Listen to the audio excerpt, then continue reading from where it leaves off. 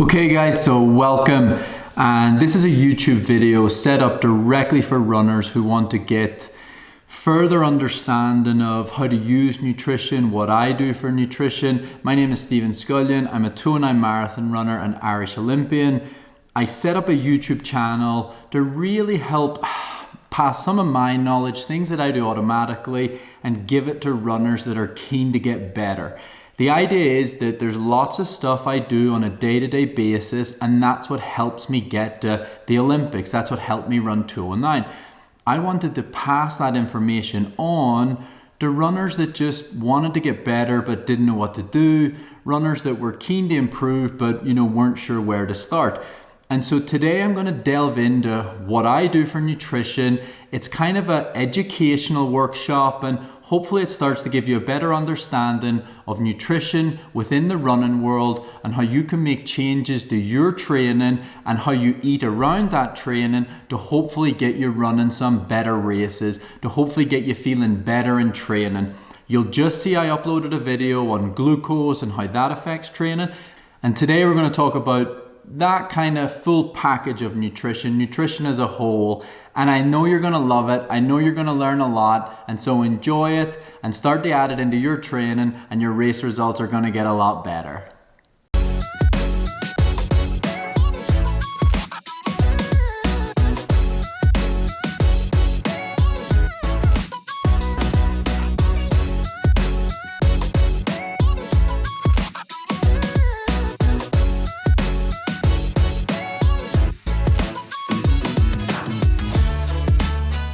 The nutrition has to support the training.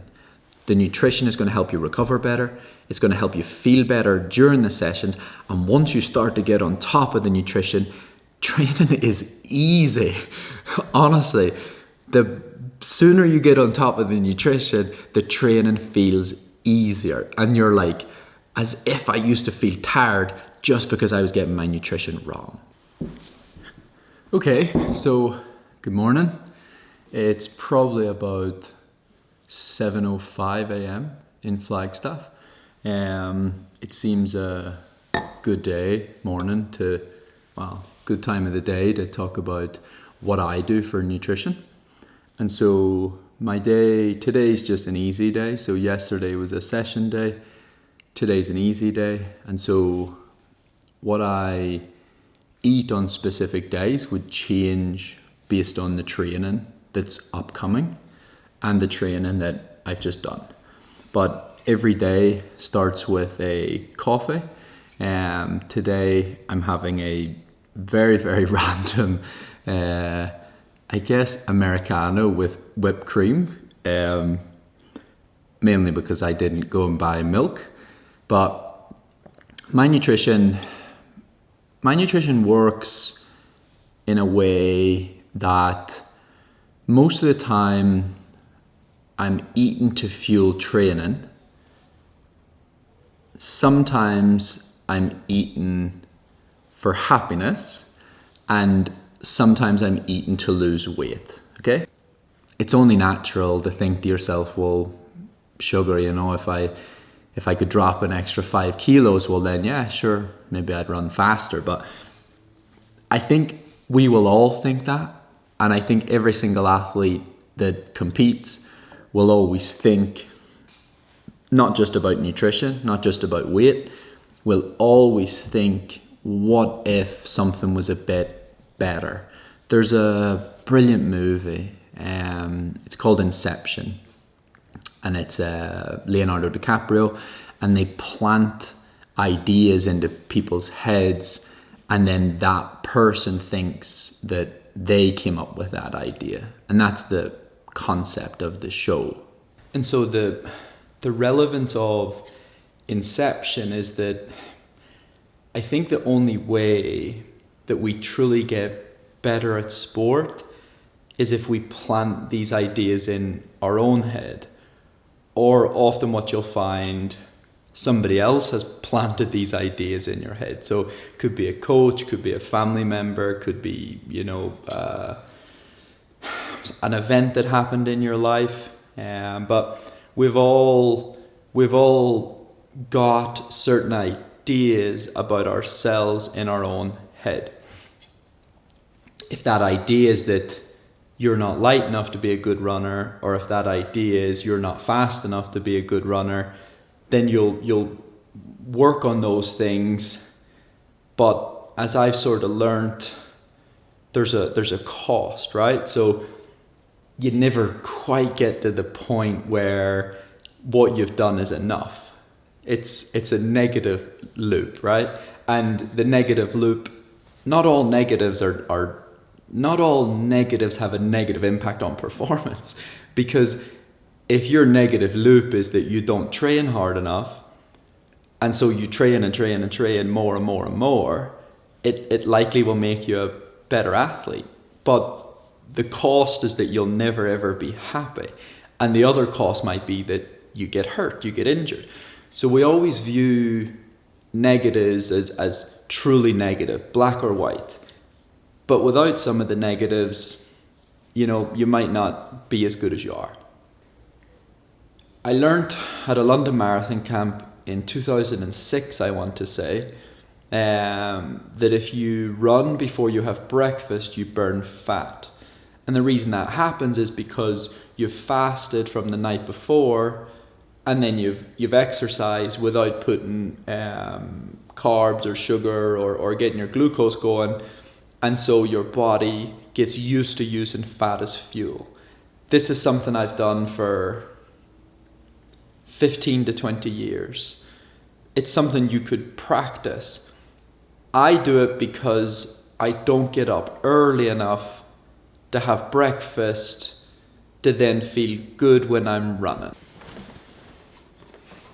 So remember, and we will talk about this, but I've had different times in my career where I believe I've struggled in races and certainly struggled in training because of the impact of blood glucose on energy levels, and my legs have felt tired, weak, I felt dizzy. So my morning is dictated by, I know for me personally, it's safer to wake up, have a hydration tablet in a pint glass of water. So always the hydration tablet in a pint glass of water. I make a almost black coffee with a little bit of milk, mainly to cool the temperature down. And then usually about anything from 1 hour to 2 hours later, I'm going training. If that training is a harder session, well then I do get up 3 hours before to have breakfast.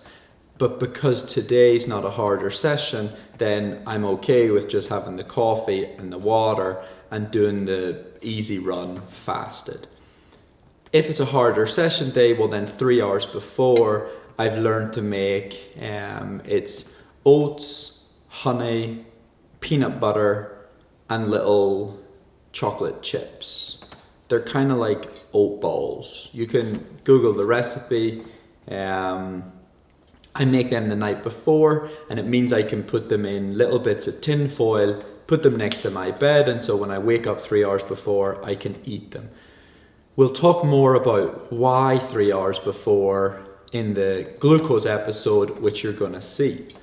So that's the start of my day. Then I go train, and when I get back from training, if it's just an easy day, then I'll just drink water, have a shower, and then I'll likely have something like toast, eggs, and bacon, maybe some avocado.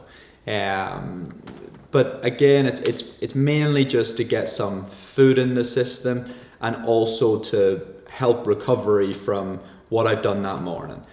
But I'll definitely have more water. Hydration, something that I've had to be better with. Needless to say, I've come to altitude at times, just drunk tea or coffee and ended up with all sorts of hydration problems. Big problems, like, full disclaimer, my pee being like the color of cola. Like it was bad. You have to take care of your hydration. You have to remember, drink water. It's relentless. So I come back, I drink more water, then some time can pass, and I'll snack on things like, I prefer to snack on like protein. So maybe like some cheese. I honestly will go into the fridge and just take a slice of cheese, extra mature, and I'll eat that, or some nuts. I feel like they help the body recover more, but also you don't then crave heaps more after. If I go into the fridge and or the cupboard, and I eat some form of like sugary carb food, I'll just want more.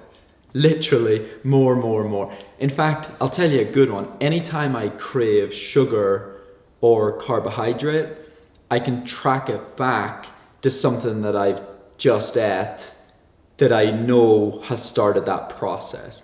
If you drink like cordial, for example, like the sugary, drink mix that you put with water, I would guarantee you about 20-30 minutes, having had, a drink of your cordial, you'll want more sugar. You'll crave sweets. You might even crave a cider. I can see the patterns. When I eat like the cheese or the nuts, or maybe some like, chicken or ham, yeah, no cravings, keeps me going a bit longer before the next meal. The next meal is then starting the process of fueling for the next day. So if the next day is like a harder day, well then my lunch is likely going to be still a mixture of carbohydrates and proteins and fats, but it's likely going to be more carb based. And I have that at lunchtime because that gives plenty of time for it to digest before the next day. So you might find I have, chicken and bacon carbonara for lunch with some, you should eat vegetables first. Vegetables first, then your protein, then your carbohydrates. This is way better for glucose, but we'll get to that when we're talking about glucose. The reason it's better for you too is because if your glucose is stable, then your energy levels stay more stable. Joe Rogan talks about having a pizza for lunch and then having to take a nap. So the reason you get that feeling of needing to nap, again, we'll talk about it in more detail in the glucose section and its effect, but your glucose levels go up, your body releases insulin, it spikes down, and you start to struggle. Once the too much insulin's released and your body's glucose levels crashes down, you then get to a state where you can feel tired, more irritable, sleepy, and it's from what you've ate. It's not from your general state of fatigue or tiredness. And that can be very confusing for people because most people then assume I'm overworking, I'm overtraining. Not that they ate too many carbohydrates without protein or fat or veg, hopefully before you ate the carbs. So lunch is dictated by what's happening next. If I'm doubling that day, like as in I'm training once in the morning, once in the evening, well then I need to make sure that like the morning on a session day, I'm eating 3 hours before the evening training. So timing is important to my nutrition. What I'm doing later that day is important to my nutrition. What I've done the previous day is important to my nutrition. And what I'm planning to do the next day is important to my nutrition. So usually that's 1 or 2 p.m. Then I'm not eating again until after the evening run. So I'll go for an evening run, which is my, second training session of the day. And after the evening run, more water, probably a snack, like either if I have maybe a hard track session the next day and it's only 10K, and I say only 10K, like maybe 10 by a K, I don't need heaps and heaps of carbohydrates. I don't need the load per se.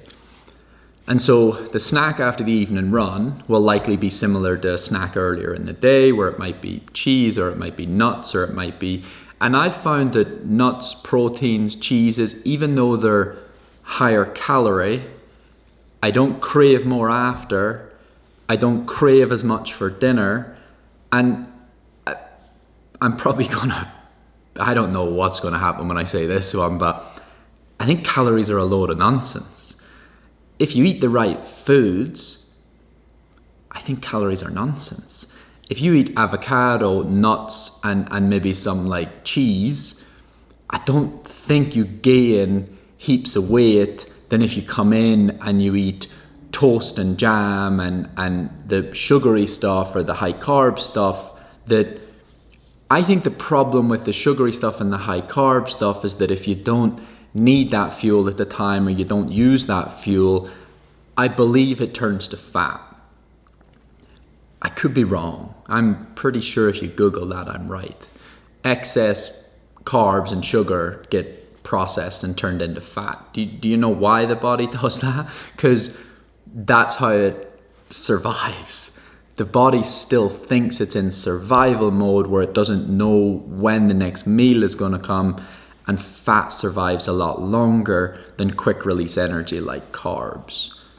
The body's smart. That's not why I do it. I do it so that I don't have those cravings, because, God, you ever have a piece of toast and jam and you're like, oh, I could have another piece of toast and jam. And about 6 slices later, you're like, oh my God, I'm still hungry. I do it because I've learned that the protein and the fat and stuff, it just keeps me going a bit longer. But you could have like a phage yogurt and some nuts, or there's different things you can have, and they'll be in the guides. When I used to have the high sugar and the carby type stuff, like I just wanted more. And I was in the garage the other day and I was coming back from the Grand Canyon and I picked up a Snickers. I was going to get a Snickers. And then I was like, I was already licking my lips at the idea. And then I didn't just want a Snickers, then I wanted an ice cream too. And then when I picked up the ice cream, I went to the cold fridge and I got a Sprite. And when I left the cold fridge and I'm on my way to the checkout, well, then I seen like a Reese's peanut butter cup. And I thought to myself, this has all happened because I know when I eat the Snickers, I'll want more. So I set all that stuff back and got a packet of nuts and some beef jerky. And that was enough. I didn't need all the sugary stuff. So that's the impact of likely dopamine and the excitement of high sugar, sweets, chocolate, candy, even jam. That's like dopamine going crazy, like, yeah, get more. And that's really interesting. How I know that's dopamine is because when you have ADHD, your brain doesn't process and function dopamine as well as other people's. But when you're on ADHD medication, it does. And my level of self-control it's just better. And so now I don't need to use food perhaps like I maybe did in the past. I could never have set all that stuff back and got beef jerky and nuts. But on that note, it's a discipline that you can practice. You can make changes to your habits by practicing discipline, which is a skill. Discipline's a skill. And that can start with making your bed in the morning. That's a disciplined action. And it can follow through to more and better disciplined choices. But you don't have to be perfect either. I should get back to what I do for nutrition. So evening, I came back from my run. I've had my protein snack because I don't then crave more. And then I'm just waiting to line up dinner. Dinner on a hard session day. So if I've done a hard session in the morning, it's likely that in the afternoon, I've ate protein, fat, carbohydrate to help recovery from the morning. Within 1 hour of doing that session, I'll want to have a big meal, which helps recovery from that session and also to replace the carbohydrates that I'll have burnt in that session, just like refilling up the car. But that evening, if all I'm doing the next day is easy, like an easy run, for example, like today, well then that evening doesn't have to be as carb focused like it perhaps would be if the next morning I'm doing a long run or a long run with some marathon effort at the end of it. If it's a long run with some marathon effort at the end of it, well then lunchtime would have been, you know, high carb. Dinner for me probably would have been half and half. More carbs than if I was just going easy the next day, but not heaps and heaps, because you've had carbs over the previous days too. You've had carbs during the day. I think there's this idea that we need, and I should have done a funny video where I'm sat with 3 bowls of carbohydrates, like the myth of carb loading, but you probably need a lot less than you think. And I'm not trying to get people to starve themselves. I'm just trying to make you aware that I think I was told you can only actually store, when you're carb loading, you can only actually store about 400 to 500 more calories of carbs, which is like a bowl of porridge maybe. Yet people will have the bowl of porridge and then like 2 extra bowls of pasta, and then like you wonder why you feel rubbish, because what did I tell you about carbohydrates? The tiredness and the glucose fluctuations. It's a funny old business, the whole nutrition side of things. So look, dinner, what I'm trying to make you aware of is that every meal is calculated based on what's been done and what's upcoming. I remember Bradley Wiggins making a quote that said something like, if you're going to park the car in the garage, you don't go in every day and fill it up with petrol. And it's a good one, because sometimes we just eat for the sake of eating. You wouldn't just go fill up the car full of fuel like endlessly, even though it's already full because you haven't done anything or driven anywhere. We don't think of food like that. We eat because it's like routine. And that's why I think so much of eating is dopamine and routine, and not what's the purpose of this meal. Who on earth decided that food had to be like a routine thing or a dopamine thing, food is to get us through life, to stay alive, to fuel what we're doing, and to get us through life. You can use other things for dopamine and routine and being social, but it takes a lot of discipline and it takes practice. I think I was told it takes about 3 months to get used to less sugary type diet. We've got so used to, apparently we like 3 staples, salt, oil, there was another one, but let's just go with salt and oil for now. I like everything with salt and oil.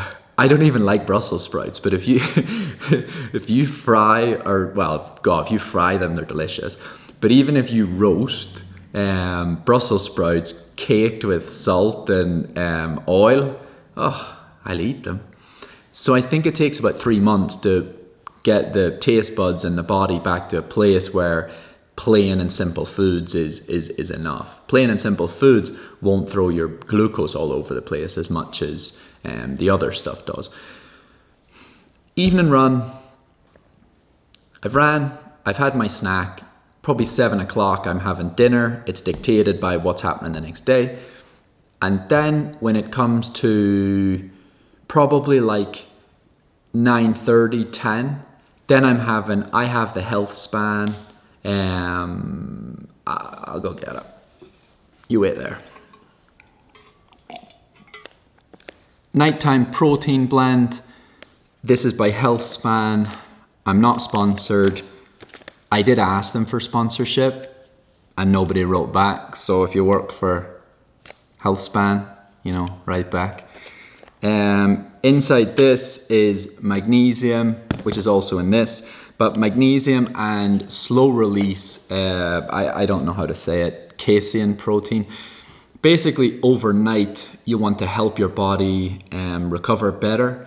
Not only that, but if I have this before I go to bed, my glucose overnight is way more stable. If your glucose is way more stable overnight, you're recovering better, but you also don't get those like jolts where sometimes you wake up. And I think sometimes that happens, and they've proven this, that when glucose drops and you get a bit of a glucose drop and a low level like hypoglycemia,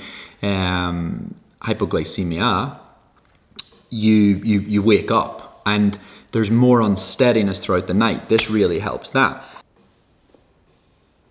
This is just a healthy capsule with turmeric and ginger. I take it at nighttime with the other stuff just for health, and that's, Pure Sport. I am sponsored by Pure Sport, and so it works for me. It doesn't mean you have to buy this product, but it's a great product. It works for me. There is discount codes there, up to yourself.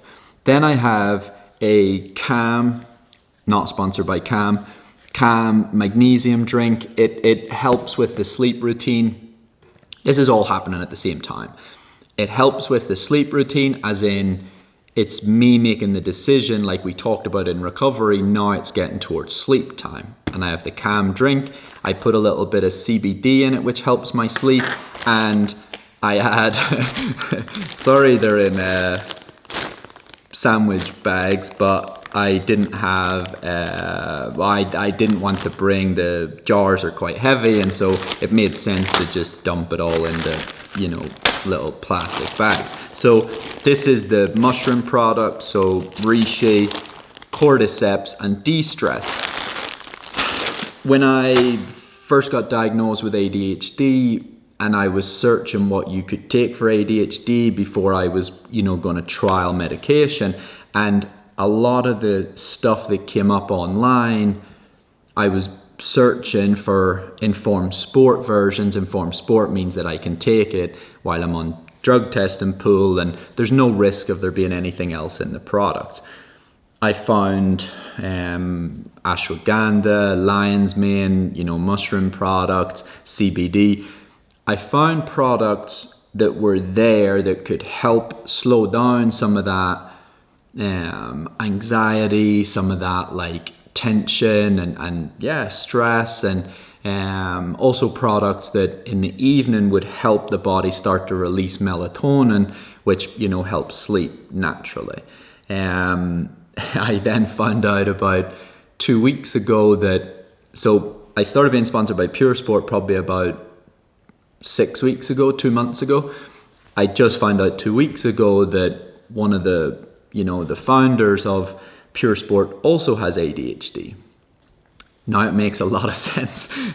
A lot of the products were pushing towards a market that probably he felt for. Natural products that can help with stress and sleep and anxiety and all these things. And what I was doing was just going on message board forums like Reddit and other places to see what other people take. And then I found Pure Sport did it in an informed sport version, and it helps my sleep routine. So that goes into my sleep routine. I've had some protein. I've had some, natural products that are going to help sleep. I either where I rotate between the Aura Ring and the Whoop wristband, and having wore them for a long time, I can see patterns that the products do help. If you're not a great sleeper, it's not like they're just going to knock you out, but they might help you stay asleep a little bit longer before you otherwise might have woke up and been restless. But that's about all I can say about what I do for nutrition. I've probably talked for about 40 minutes, so I hope I can compress parts of this down. But to summarize quickly, my nutrition is heavily dictated by what I've done that morning, what I'm going to do the next day, or what I've done the previous day. It's always going to be a blend of course, fats, proteins, and carbohydrates, but prioritizing fats and proteins when it comes to snacking, because if I have the carbohydrates or the sugary stuff, I crave more. If I'm doing a longer, we're not going to talk about intensity. If I'm doing a longer training session the next day, well then I need to prioritize some more carbs the day before, but not mountains, not 3 bowls of pasta. The body can likely only absorb about 400 to 500 more calories, which is like a bowl of porridge, so I don't need 3 bowls of pasta. I'm going to prioritize that meal earlier in the day to give myself more time for it to digest before the training session the next day.